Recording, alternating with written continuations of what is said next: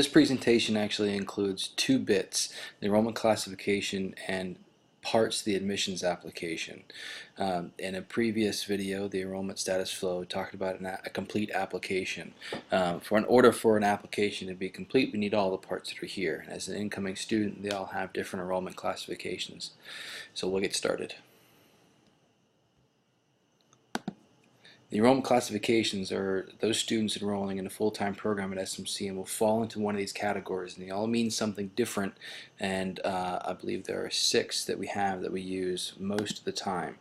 The first one, FF, first year, first time students. This means they have not been to college anywhere else, they have no prior college credit, this is their first time enrolling in college. This category does hold the majority of our students.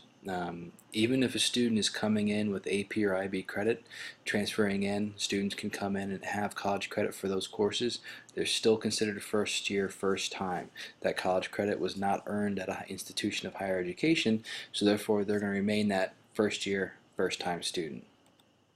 FR, first year student, can be a student who is either transferring in but is not considered a true transfer because they don't have more than 20 hours coming in, basically 1 full year of higher education experience, or that a student who came in a semester prior or a year prior that doesn't have more than 20 completed credit hours. They remain first year status, but they're not first year, first time students as the previous status shows. FT is first year students with college credit, so they're first year transferring in college credit, and so they're very similar to the FF student, but they may have taken through community college at their high school. They may have college coursework they've completed even though they've never actually gone full-time to college. They haven't been fully enrolled in an institution of higher learning. They're just able to go through and use that college coursework for the process of coming in as a first year student. So they're still first year, first time students, but they have some college credit coming in at that point. TR is a transfer student, and these students that come in after having typically 2 semesters of higher ed experience, it was community college, another 4-year institution, they'll bring that college coursework with them. And so as opposed to the FT students that we had college coursework, these students have been in an institution of higher learning. They have gone through college coursework as a full-time status or even a part-time status, but have at least 2 full semesters worth of work. So that 20 credit hour number, 20 to 24 credit hours. Once the freeze, which is that time when we freeze the students as pay deposit, they become now enrolled, as you saw from the other screencast with the enrollment flow. These students are then put into their class category depending on the number of credit hours they have. They're sophomore, junior, or senior, depending on the number of credit hours they're transferring in with. UN is actually an undergraduate non-degree seeking student. So when a student first comes in, if they're non-degree seeking, they can come in and either audit coursework, they can take classes just to pursue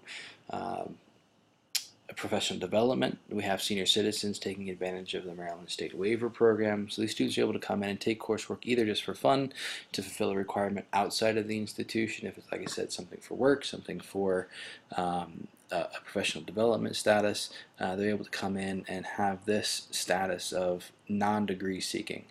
The students can be degree seeking and part-time, but these are students who are typically part-time degree seeking. In order to be non-degree seeking, you have to be, you can be either full-time or part-time, but you're not involved in a major program. You're there just to take courses, typically on a part-time status.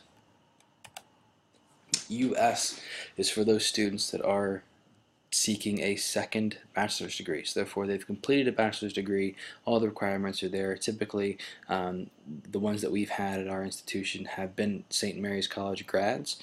They don't have to go through the core curriculum a second time because all of that's considered completed, and so they're there just for that second bachelor's. It's different than a double major because they're coming back in a completely different time frame, and so they're able to do a full second bachelor's as opposed to a single bachelor's with double majors.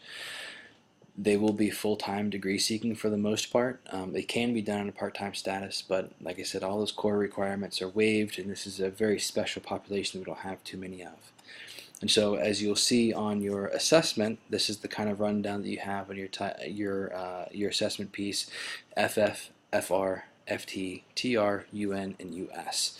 Now, those first year, first time, those first year students, first year, first time with college credit, undergrad, non-degree seeking, and second, bachelor's. The second portion to this screencast will be the actual parts of the application. Each one does hold a certain significance to the review process, what they're used for, what they mean, and how they go into the evaluation of a candidate for the college. The application itself is actually something a lot of people forget about, because it is just that standard form. We're part of the common application. It's a standard form that students fill out. It's that demographic, parental, geographic information, who you are, where you're from, what high school you attend. We'll get more information on the actual high school come transcript time. But it's really the first step in notifying the institution that they're officially wanting to be a part of that student body. And so they're sending the application with that personal information as detailed as your social security number and your gender and what you would think you would like to study, and all of this of course steers the student into giving all the other bits to the application as well. The transcript will give high school information, their location, what they offer, their grade scale. Some other information along can be included with that school profile to help counselors know exactly the kind of education a student is receiving at that institution. And so being able to show exactly what the student has available to them makes their achievement and the kind of curriculum they have a little more palatable, because if a student takes 6 AP courses but there are only 6 offered, it's 100% take on the AP coursework. If they take 6 courses but 70 are offered, it's a much smaller percentage, obviously. And so the kind of curriculum a student has available to them is important. Plus, it also shows the kind of coursework the student has been a part of. It's AP or IB or honors or TAG or whatever the school calls it or the county will call it. And so that advanced level curriculum is very important for us as well. The GPA, which obviously is found in that transcript, is very important in determining merit scholarship. And so when it comes down to us and offering those merit scholarships to students, the GPA is one of those factors that the admissions office uses to figure that merit scholarship out. The next portion that will be reviewed will be the test scores.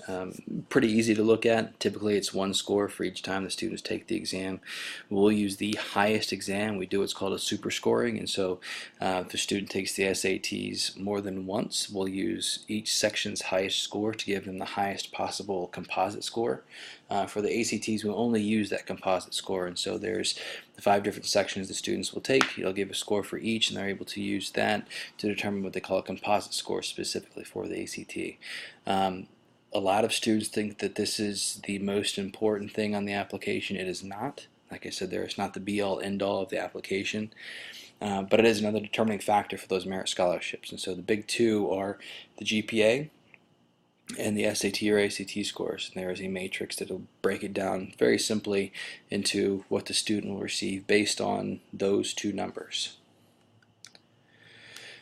The application essay can be important because it gives not only proof of the student's writing ability, but it gives an insight into the personality of the student, who they are, the way they think, the kind of person they are. It can give a lot of insight into the kind of person you want, the kind of person they're going to be on campus, and hopefully the kind of person you want to have there. The next part, and kind of half to that, would be the resume, and this shows students' interests, but also shows what they've accomplished, their involvements, where their passions lie, what they like to do, and the kind of person they are, again, through the things they've done. These can play a role in the merit decisions, not as much as they used to, but they're able to be there and have some play in the kind of awards they can receive. Some foundation scholarships that we have will require the student be involved in particular things or show great contributions to the student's community, and so that community service role can play a part in that as well. The last piece to the application to give a complete application is those letters of recommendation. These are great for insight into the kind of student they are in the classroom. We know they're great people from the resume and the essay, and they tell us wonderful things about themselves. But this gives us that insight from the teacher and their perspective into what kind of person they are in the classroom, their educational demeanor, what the students' abilities are, what their weaknesses and strengths are, and so being able to get a feel for the kind of classroom presence that student might bring to the institution.